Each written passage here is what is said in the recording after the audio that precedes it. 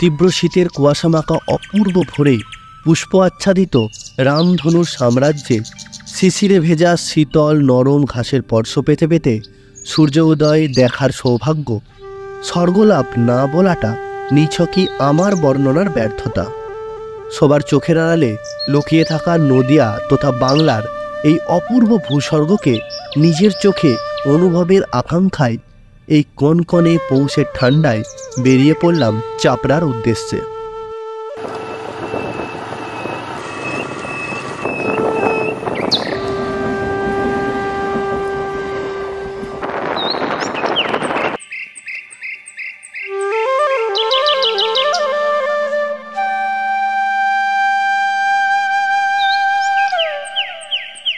যখন পৌঁছালাম সূর্য তখনও ওঠেনি।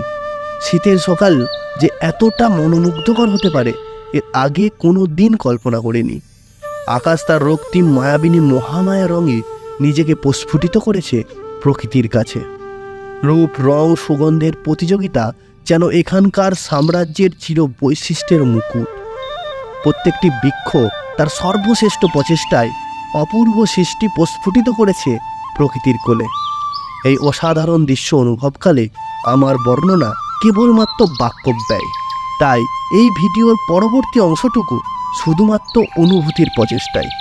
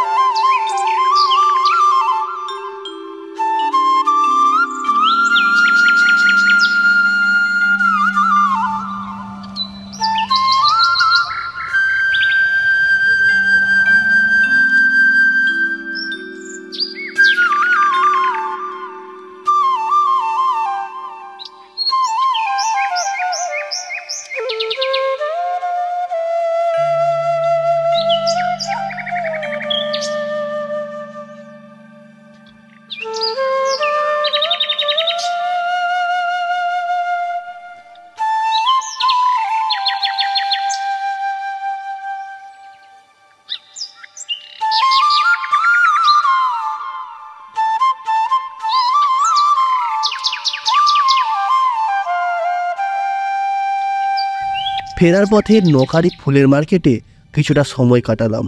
এখান থেকেই বাংলা তথা পুরো ভারতবর্ষে বিভিন্ন প্রান্তে ফুলের যোগান দেয় এখানকার ব্যবসাদার ভাইয়েরা। আর এনাদের যোগান দেন আমার আপনার পৃথিবীর সকলের প্রিয় বন্ধু কৃষক মহারাজারা।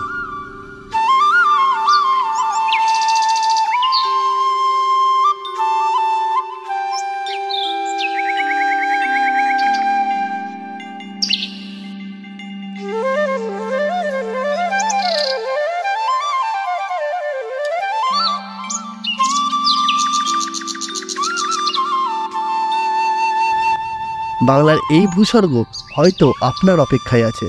বেশি দেরি না করে ভোরের ঠান্ডায় কাঁপতে কাঁপতে একদিন হাজির হয়ে যান।